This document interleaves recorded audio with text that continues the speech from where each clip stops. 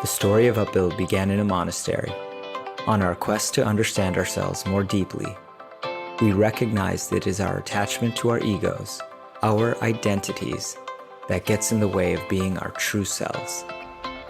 This podcast will help you understand your ego. It will help you better understand your inner world, the motivations, insecurities, and emotions that affect your every action and relationship. Welcome to Upbuilding the Self. Hi everyone, this is Michael. Before we get into the episode, we wanted to share with you about 3 upcoming Upbuild programs that are now open for registration. First, our 1-day Coaching Skills for Work and Life workshop. Second, our 6-month Coaching Training Certification program. And third, our immersive Enneagram training program. Please see our website, upbuild.com, for more details and to register. And now, on to the episode. Hello, everyone. Welcome to another episode of Upbuilding the Self. This is Vipin, and I'm here with Prasada and Rasanath. And today's topic is one that I've been waiting to explore in our podcast for years. And then recently, one of our dear community members named John Servin requested Prasada to talk about this topic. And we immediately thought, now it's time. So today's episode will take us into the heart of a spiritual practice that many of us may have walked past, but few have stopped to truly understand. If you've ever wandered through Union Square in New York City, you may have seen a group of monks sitting and chanting, and a few others introducing themselves to people walking by and offering them a book. My Upbuild partners, Prasada and Rasanath, spent years as monks at the Bhakti Center, and part of their service involved distributing spiritual literature in public spaces like Union Square. But this episode isn't just about handing out literature. It's about human connection, ego, humility, rejection, and grace, all playing out in one of the busiest intersections of modern life. So in this conversation, we'll explore what Prasada and Rasanath learned from this deeply personal and often challenging practice, and what it can teach all of us about faith, service, maybe even sales, and most importantly, seeing the sacred in what may seem ordinary. So, Hari and Rasanath, I'm so enthusiastic to explore this topic with you both. And I want to start with some important context. What is book distribution? And what was important about it for you both as monks? As monks, we understood book distribution as the greatest act of service and charity that we as monks were able to contribute to. And these were not just any books. These were books that had transformed our lives completely. And as a part of extending the effect that these books had on us, we wanted to give as many people an opportunity to experience the same kind of transformation. So the spirit behind book distribution was, when you have received the greatest gift, is actually give the gift to others. The other big motivation and inspiration behind book distribution was that it directly served our teachers. It was a direct service to our teachers for what they have given to us, to take on their mission and mood, to be able to extend what they have done to us to other people. Were there specific goals related to this service? There are many different ways in which we looked at book distribution. There were small books, there were big books, there were super big books. And, there used to be a count at the end of the day in terms of how many of those went out. And the idea was very simple: as many books as possible. But then as a subset of that, for different people, the goals were slightly different. So, as an example, one of the ways in which book distribution was measured was how many people did you talk to? Some book distributors, especially one of them who we really look up to, who has been a mentor to me, Vaisheshika Prabhu, will also talk about counting your book distribution in terms of how many rejections did you get. And then the more rejections you got, the more successful your book distribution was. So there were different ways of measuring, but those ways of measuring were also specifically attributed to what was your internal goal behind the activity. Very broadly speaking, we all celebrated together how many books actually went out. And what were your internal goals behind the service? Both of you. I'll just underscore some of what Rasanath was saying. There's sort of two sides to this. There's how this affects you as the book distributor, and then there's how this affects the people who are the recipients of your book distribution. So there are goals on both sides. And the goal for the recipients is that you're giving as much as you can to them, that you're creating a really warm experience that might even be memorable. In many cases, it is like that. And if you meet bhakti yogis, and we're in the tradition of bhakti or bhakti yoga, if you meet bhakti yogis, so many of them began their spiritual lives, this whole quest, just from randomly meeting somebody in the street or in some arena that they would have never expected and being handed a book. So those experiences then stay with them forever. And even for those who don't take up that quest, many times it becomes like a little splinter in the mind. That was a really special experience. I can't put my finger on what was there because somebody approached me with a different paradigm than I'm used to, probably than I've ever experienced before. That's the case for me and for practically everybody I know. When somebody is really coming from a spiritual place, when the paradigm is totally different, it's very provocative, but it's very subtle. And most people will not recognize that we don't have the vocabulary. But when you develop that vocabulary, then it becomes extremely profound.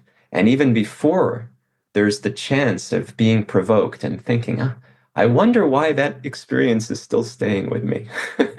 So for the recipients, it's one thing, we want to give as much, we want to create as warm and hospitable of an experience and also dynamic. We want to be a little challenging and a little lively, I would say. That was something that was very appealing to me, was feeling like highly energized as I was meeting with persons.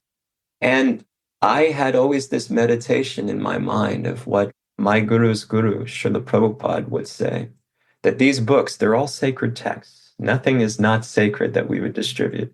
So all these sacred texts, he said they're ticking time bombs. They're ticking time bombs. That even if they just sit on the shelf, at some point, the spiritual blast is going to go off. At some point, even if it's not within this very lifetime, the trajectory of the person is affected. Their real self, the soul, is impacted by deciding that I want to accept this. I want to take this. And I could never forget that. That was a huge, huge motivator. And I experienced it and I saw it regularly. I even met people who received a book 10 years ago and suddenly started inquiring about it. Sometimes even greater amounts of times would elapse. Is just remarkable. It's mystical. These books, as Rasanath said, they transformed our lives completely. So from that vantage point, we really wanted to give that opportunity to people as much as possible. And there's also, yes, there's a financial component. We should not pretend that there's not something there. But the financial component was twofold. We were not selling the books at cost. We were accepting donations for them. And the first part of that, which is the most important, is because people don't value them when they get them for free. And I experienced that many times. And I gave many books away for free because I wanted people to have them and to be affected and transformed. But I saw how people interacted that got them for free. And people take things cheaply, unfortunately. But when they would give a donation, they're also contributing to a cause, they're contributing to a mission, and they would value the book in a different way. So there were many different effects to that, which were wonderful to see. And you could also see people's generosity. So the other part of this, the first part is that most importantly, we want people to have the best experience and to value and to do service, to be engaged in service by giving something. But the second part is that then that money would be used to print more books. So it was sustaining for the distribution of the books. And we also had to be careful because not every monk was on the same level or had the same degree of sincerity. And when you're dealing with money, it's very tricky. You can develop greedy motivations or less than clean intentions. And people could feel that. It could feel salesy. It could feel a little, I don't know. And that would keep us in check. So for me, the ability to ask for a donation was also getting me outside of my comfort zone because I really just wanted to give them away. But it was so helpful on so many levels to actually ask. And that ties to then the component of what is this for you as the book distributor, for me, speaking personally. Okay, wait, but before you go there, I want to interject with a couple of questions on what the goals for the recipient. Well, first of all, what you're saying about it's very sensitive. Somehow, one of my dear friends from college had an experience at the San Francisco airport where he had crossed paths with a Bhakti yogi monk who was distributing literature. And the monk offered him a book. And he had this skepticism, my friend had this skepticism about him. And the offer was, no, this is for you. And I really want you to have it. And then as he took it, he thought, you're not going to ask me for money? You're really not? And then a little bit later, he was like, well, now can you give me a donation? And he felt like that was a reneging on the sort of the agreement in the exchange. And so it unnecessarily turned him away and off because he felt like, I can't trust this person. And so I just want to underscore what you're saying. There's so much sensitivity about how do you walk that line of, I really want to offer you this. And because it can feel like, look, I'm doing this for you. And even asking you for money is I'm doing it for your benefit. But people they don't see it that way. That's right. And it's so important that people have a pure experience. And if your motivations and insecurities get in the way, it tampers with the purity, even with the best intentions, even if you really are deep down thinking, well, this is actually for your benefit, which I believe in many cases was actually what was happening. But something else gets in the way of that deeper intention. And now it's mixed motivations. And the mixed motivations make it not such a pure experience. And I've seen it all. I've seen people with varying degrees of purity in the way that they would go about book distribution. And it could really rub people the wrong way. It could really turn people off. And now you've done a great disservice because instead of attracting people to the spiritual journey, you've actually repelled them. So this, as sensitive as it gets. And there's also a lot that I didn't see, which I've heard about and studied, of crazy things that were done in the name of book distribution. And that we resolved. We would never try to pull one over on people. We would always be for them, in their service. This is for them. This is not about me and my ego and what I can get from them. The whole point is, and I speak about this a lot because it's so important, people have to feel, I am wanting something for you, not from you, period. Well, the other thing I was going to say, the other insight I got from listening to what you were saying that I hadn't realized before, your emphasis on the experience of the exchange, the warmth, the dynamism, the provocation, the purity, all of it is where the gold is. Because I was thinking before, even if they take a book, how often do they start reading it? And where does that reading lead to? But when you were speaking, it struck me that actually it's the interaction. They'll always remember the interaction, even if they never open the book. And so that I just never understood how important that interaction is. And even what you're saying, even if the person doesn't take the book, they may still remember that interaction years later. If it, like you said, it places a splinter in the mind. Like, that was very different. What about that was so different? What about that person was so different? What about what they were saying was so different? Even as I'm in a rush trying to get from one place to another. And the only thing that trumps that is the book itself. So just the fact that there's contact with the book, I mean, this is where my conviction is. These are special. These are not ordinary. These are extraordinary books. To have an interaction with them, even to have them sitting on the shelf, even to touch them, something different is happening. Something that is really beyond us. This is common even when you are talking about regular sales, right? That people buy the product because they first trust the person. And when you're talking to someone on the street about a spiritual book, you have a very brief window where they're actually experiencing the book first in the interaction. So the responsibility that you carry as being a true representative of the book is huge. And in that interaction, you are giving them a glimpse of what the book is about, both from a point of view of the interaction itself, but also the content. Because when we did book distribution, we opened the pages, we showed them, what the book was about. As well, the book's potential impact, because you're a representation of that. Absolutely. So there is a lot happening. There is a lot happening in a very short period of time. The best way I can describe it, it's a very mystical experience. And on the other hand, it is also a very intense experience simultaneously happening. I cannot describe it in any other way. The only other way to understand this would be to do it. One day, we hope we can afford many people in our Upbuild community this experience. That is a goal. Is there anything you would say about what makes it so intense? So, for the book distributor, the goal is to become a beggar. And that is the hardest thing.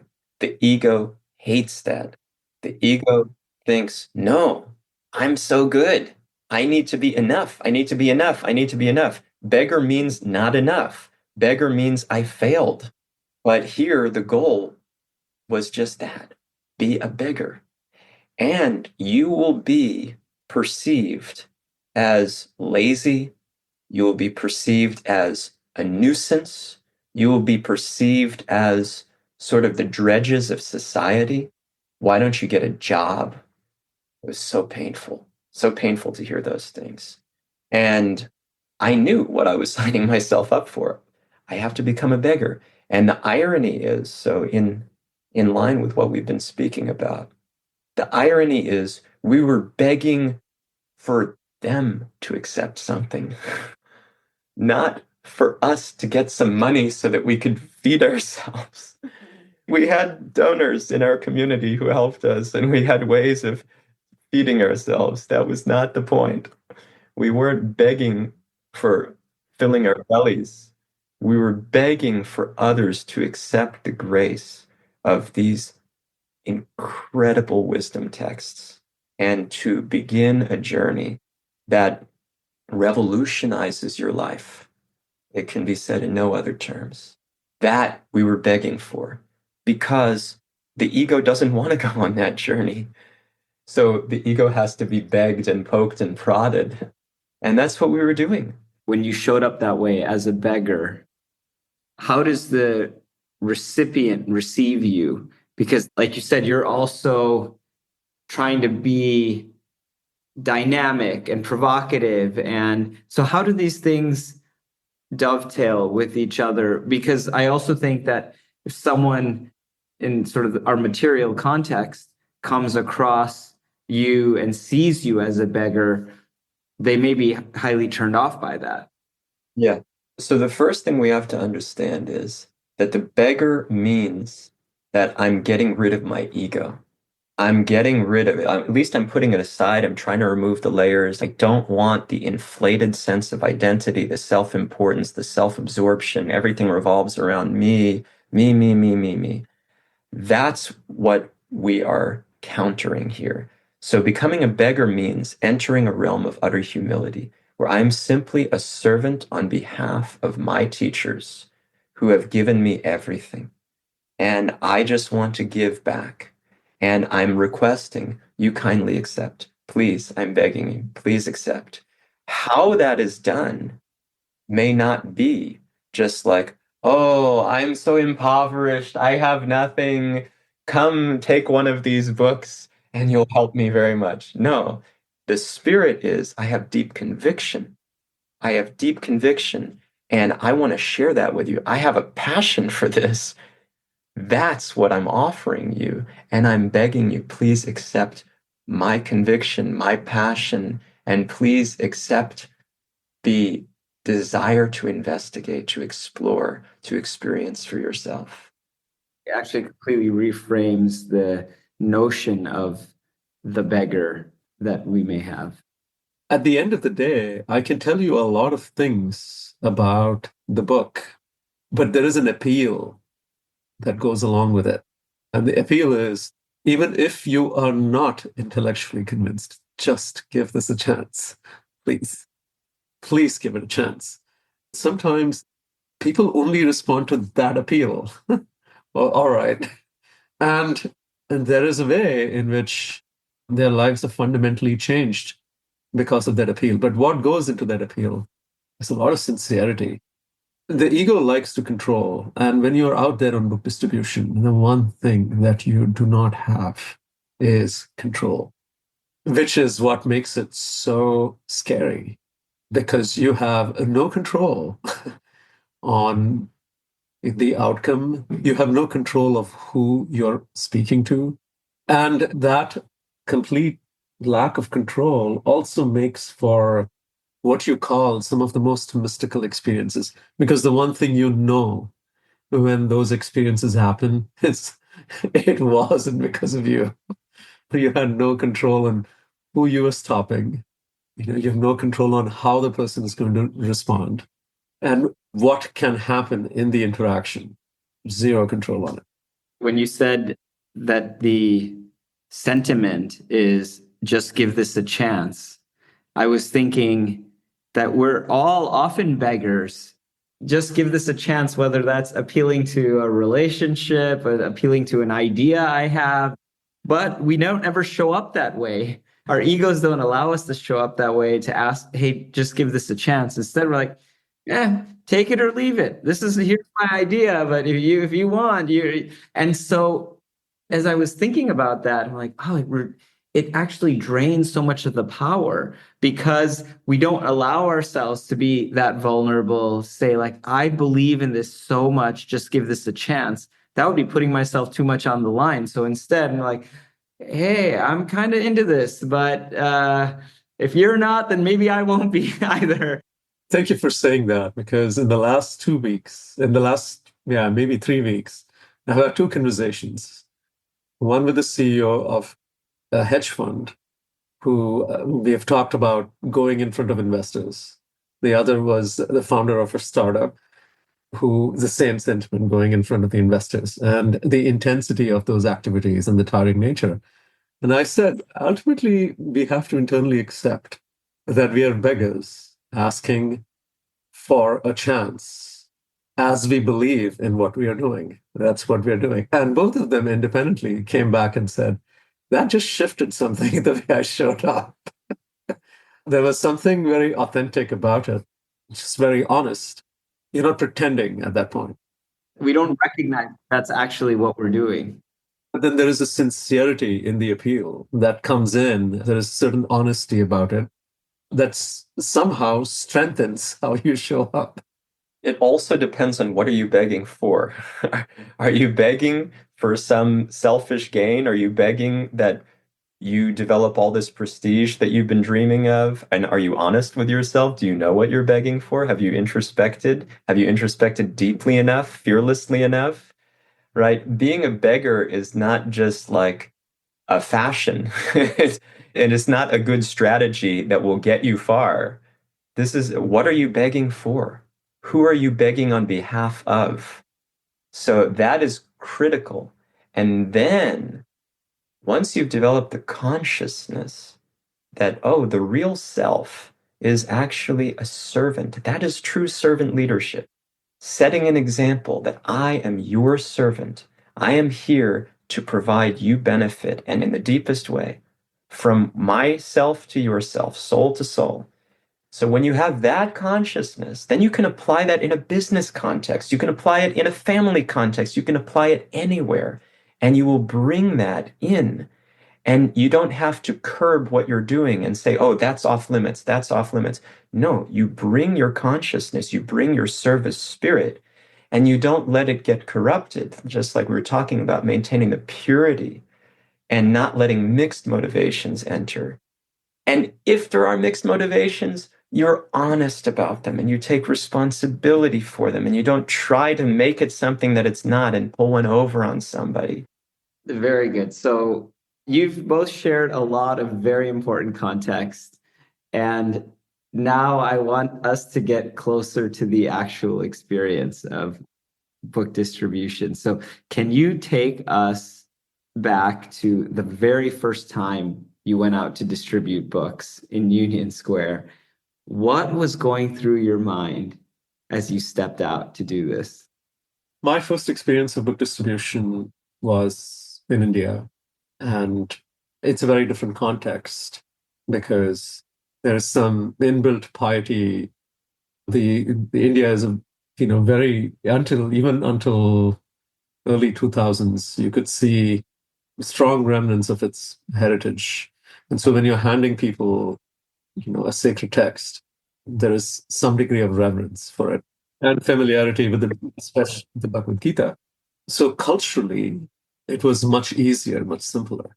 A culture also of giving, and what to speak of to monks.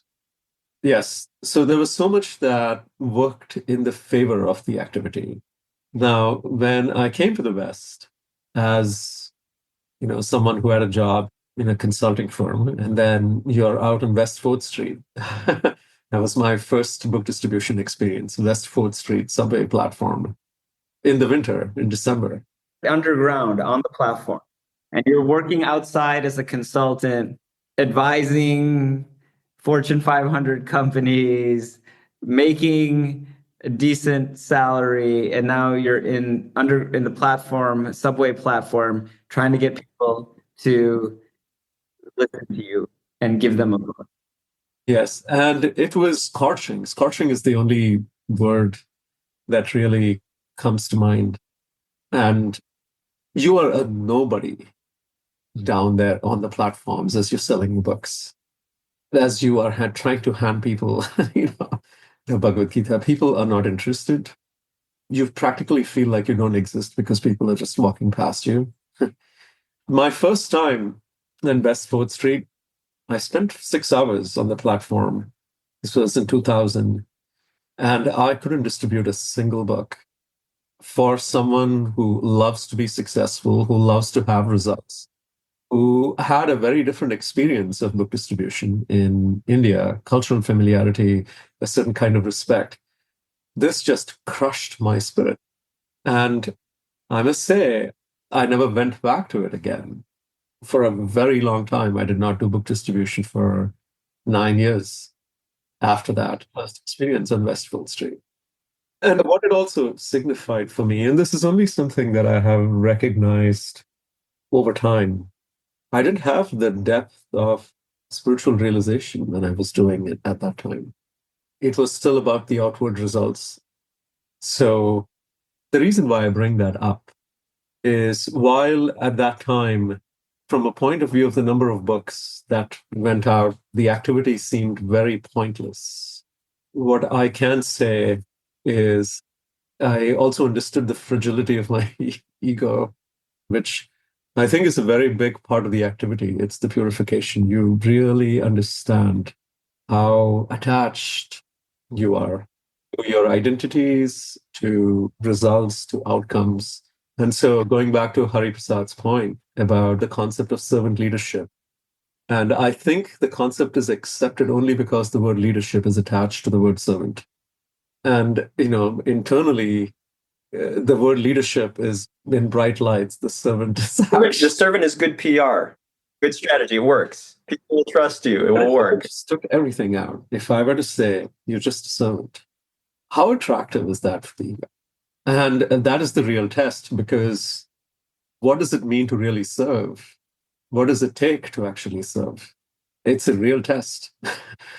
And I think that was the uncovering in reflection. And I had avoided looking at it for a very long time. And this took very different set of experiences outside of book distribution for me to understand the significance of what I experienced on Westfield Street.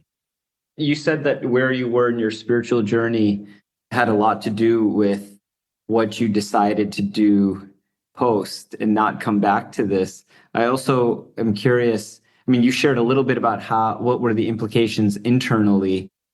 I'm assuming there were implications externally as well, meaning part of the reason why maybe you spent those 6 hours without any books being distributed was the external manifestation of some of those insecurities, and that people can sometimes even feel you're coming from as pure a place as possible, but they can feel like this person wants something from me, or they're trying to I imagine if I'm doing that, I really need this person to accept this book from me. It's been 4 hours down here. That energy is experienced.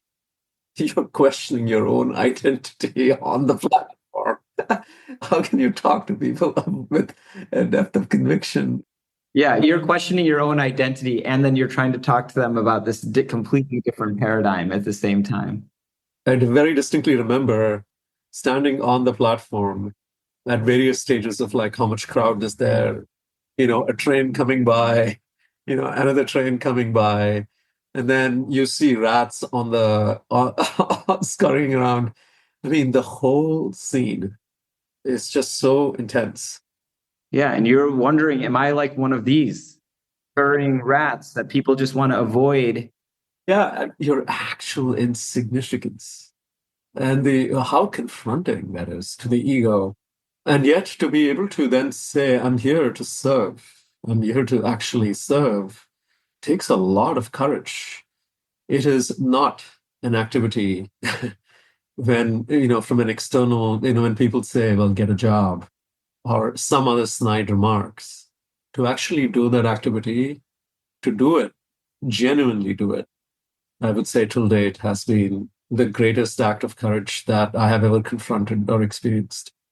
Yeah, because I imagine, especially when someone says that, the feeling is, I have a job.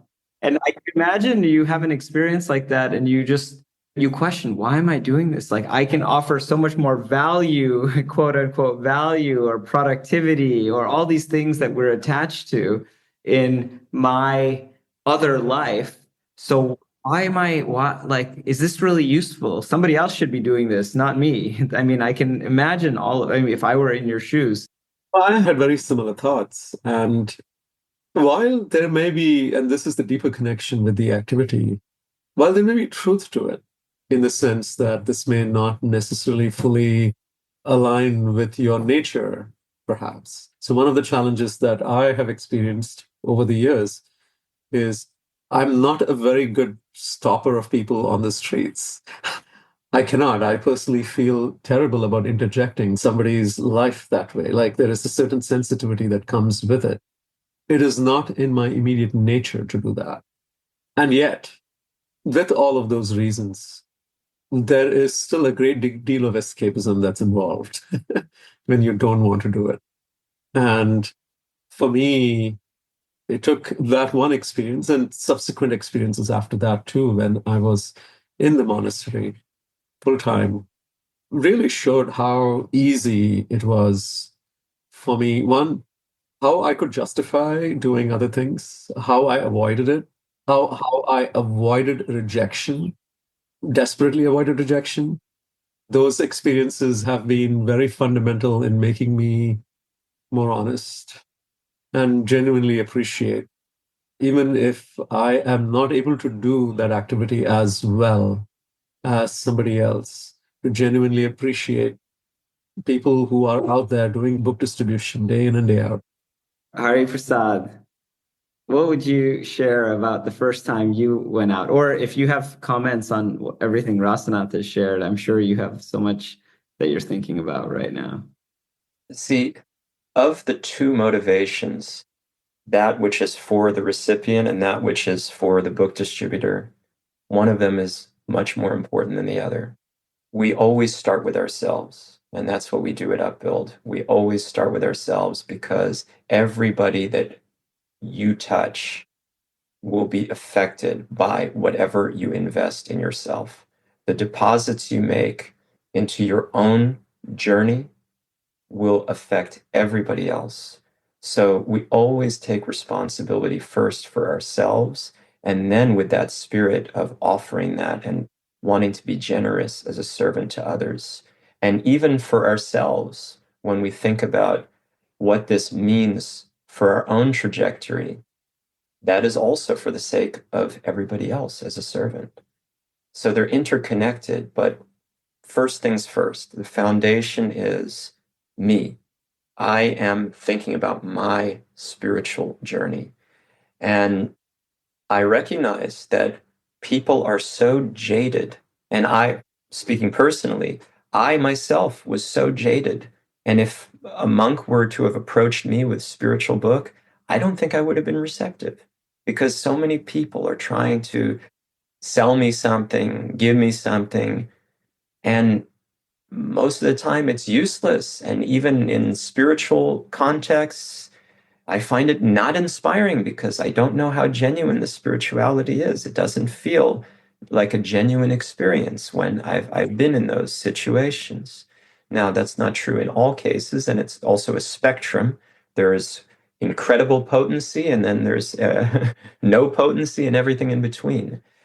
But it's natural that people are so jaded.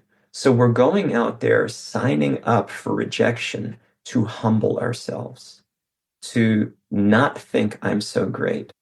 And I came with this desire. I came to book distribution. I came to the monastery with this desire. I'm embarrassed to always have to say this, to see my name in lights. I wanted to become a movie star, especially an auteur, a writer, director who would star in my own films. And I wanted to be as big as it gets, remembered for all time to come. That's how I thought I would make use of this life. And then you bring that to the streets and subways of New York City, and it's like the biggest crash course. It's like insanity. How those two cannot coexist. So what this did for me is sort of unspeakable. And that's why I started this path. That's why I joined the monastery, to really focus and deepen my spiritual experience, remove the layers and layers and layers, almost countless layers of ego that were shackling me. And book distribution was one of the most concentrated, exceptional medicines for the ego in that vein. So I got out there and everything in me said, no, don't do this. You're better than this. How could you? Could you imagine this is what you're going to be doing? There was nothing in me that said yes. Everything said no. And I tried in different ways. I started off like casually, we're doing some kirtan, we're doing some musical meditation that's very nice. Some people are being attracted to it. Some people are singing along. And there's some books to explain the practice of meditation and how to make spiritual advancement. And So I'll offer it to somebody who's attracted by the kirtan, and I'm on behalf of the kirtan, and I'm just here. I'm not like a book distributor or anything. I'm just part of this scene, you know? So much strategy around how you would create more acceptability about the service that you were engaging in. Mostly unconscious. I mean, it was never even a consideration to go out and be a book distributor, but people were kind of like wanting me to get my feet wet. Other monks were like, hey, you could distribute a book. Here, just go. It's easy. Look, you're part of this kirtan party. I'm like, I don't know. They're like, yeah, you can do it. Here, just here. And they would put it in my hand. And you just ask for a donation. Just tell them it's a good book. Ask for a donation. It's that There was simple. no training program. It's Not at that point. Not in my first experiences of book distribution. Hariprasad was instrumental in building a training program. This is something that we learned would actually, how do you reduce the unnecessary suffering? When there is a system of training and onboarding and a consciousness that is created around the activity, there is a very different relationship that you develop with it. You don't feel resentful. And many times, I've also heard stories about book distributors who have become resentful because of what they had to do. So Hariprasad was very instrumental in building a training program. Given all the context that you both have shared and the goals and the intentionality and the importance of consciousness, the idea that someone would just say, casually, come on, you can do this, here, just take this book and do it. It sort of flies in the face of the gravity of what you're doing and making sure that you're entering in the right consciousness as you go and do that activity. And they were engaging me in service and easing me in, as I said, helping me get my feet wet in like a soft launch kind of way. So it was helpful. I just would require a lot more, but it was helpful. So we knew when we started this conversation that there's going to be a lot to unpack here. And what we're going to do is pause this conversation. You both have laid the groundwork and given so much context to what this experience is about. And now we'll go directly into the experience, and we'll break here because we've been speaking for a while, and we'll have a separate episode that goes into the experience so that it doesn't run for hours and hours. But we need to keep talking for hours and hours because there's so much richness here. So is there anything you both want to say before we close this part around the context and the groundwork, the foundation for book distribution? I mean, I'm so grateful for these experiences. I cannot express it. I wouldn't be here at Upbuild if not for these experiences. I feel very confident about that. So what I would want to offer to our listeners is think about what you're resisting in the consciousness of becoming a true servant. Think about what you're resisting in the consciousness of becoming a true servant. Confront that. This will shape you. This will make you most effective. This will bring you closer to yourself. Whatever your walk of life is, whatever your means is, it doesn't matter. The ego is the ego, and it is blocking the real self from shining. If you want to shine, to fulfill your potential, to be really activated and the best servant of everybody else, meaning you provide the greatest benefit to everybody in your life. So pay attention to that resistance and think, how can I lean more into accepting and even embracing truly being a servant, a beggar? Thank you. I remember you suggesting a few years ago that we should one day create a program where all of our coaching clients can go out on book distribution to experience what you're talking about. And that would be a profound experience for people. I myself, well, I can say I have a curiosity to experience and a deep-seated fear. about experiencing what you're talking about. But maybe I would close with one other thing, just repeating what you had said, Hari Prasad, just a few minutes ago, that book distribution was one of the most concentrated forms of medicine for the ego that you ever experienced and could imagine. And I think the question that I would pose is, what is that for you, each listener? What is the form of medicine for your ego that you are exposing yourself to? Because we don't have experiences like that. I mean, there's so many experiences that we have that are challenging to our ego. And there's so many experiences that are reinforcing our ego. But what can you be consistently doing that is excavating our ego? So thank you both for this first part. And I'm really excited to get into the second part.